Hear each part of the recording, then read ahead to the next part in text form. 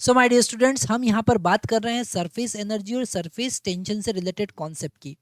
हमने ये देखा कि अगर हमको किसी लिक्विड का सरफेस एरिया इंक्रीज करना है तो हमको एनर्जी देना पड़ेगी और वो एनर्जी उसमें सरफेस एनर्जी के फॉर्म में स्टोर हो जाएगी। और अगर हम एरिया को डिक्रीज करते हैं तो एनर्जी रिलीज होगी। क्यों? क्योंकि मॉलिक्यूल्स जो हैं वो बैलेंस कंडीशन में जाएंगे। अनबैलेंस से बैलेंस कंडीशन में चले जाएंगे, अनस्टेबल से स्टेबल कंडीशन में चले जाएंगे। ओके, तो यहाँ पर उसी से रिलेटेड हमारे पास ड्रॉप और ड्रॉपलेट से रिलेटेड क्वेश्चंस आते हैं। हमारे स्क्रीन पर एक क्वेश्चन है जो जेई 2023 में आया हुआ है। हमने मैक्सिमम क्वेश्चन जो देखे हैं वो इसी कॉन्सेप्ट पर अभी तक क्वेश्चन देखे हैं। अगर आप देखेंगे प्रीवियस वीडियो तो वहाँ पर जेई से रिलेटेड जितने भी न्यूमेरिकल हमने सरफेस एनर्जी सरफेस टेंशन से रिलेटेड न्यूमेरिकल सॉल्व किए हैं वो इसी कॉन्सेप्ट पे बेस्ड है। क्वेश्चन में गिवन है mercury drop of radius 10⁻³ metre is broken into 125 equal droplets. Okay, यहाँ पर हमने ये कॉन्सेप्ट देखा था कि अगर 125 है तो कैपिटल आर और स्मॉल आर में क्या रिलेशन होगा। ठीक है, हमको ये पता है कि capital R is equal to 125 raise to power 1/3 into small r होगा। ओके, तो capital R is equal to यहाँ पर 5 रेज़ टू पावर 3 लिख सकते हैं, raise to power 1/3 into small r होगा। मतलब capital R is equal to 5 into small r होगा। ओके, ये एक हमको कॉन्सेप्ट यहाँ पर क्लियर हुआ। यहाँ पर हम वॉल्यूम का कॉन्सेप्ट लगाएंगे। Initial volume is equal to final volume 4/3 pi r cube into n into 4/3 pi small r cube. वही कॉन्सेप्ट हमने यहाँ पर लगाया है जो लास्ट वीडियो में हमने समझा था। ठीक है, यहाँ पर अगर वो 125 इक्वल साइज के मर्क्यूरी ड्रॉपलेट्स में कन्वर्ट हो रहा है, ठीक है, एक बड़ा, तो यहाँ पर इनिशियल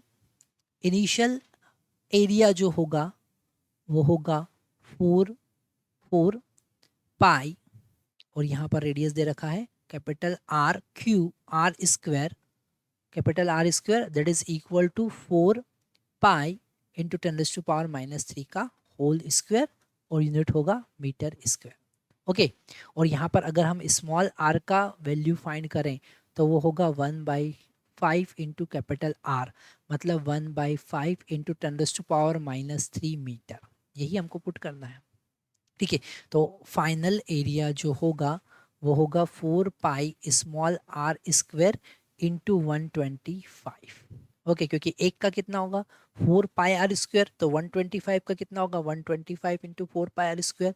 यहाँ हम लिखेंगे 125 इंटू 4 पाई इंटू 1/5 इंटू 10⁻³ और इसका स्क्वायर, तो ये हो जाएगा 25।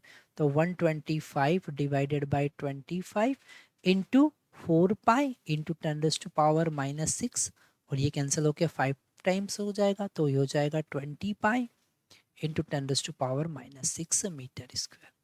ओके, अगर हम डेल्टा ए फाइंड करें, चेंज इन एरिया फाइंड करें, तो डेल्टा ए कितना होगा फाइनल ज़्यादा है, इनिशियल कम है ना।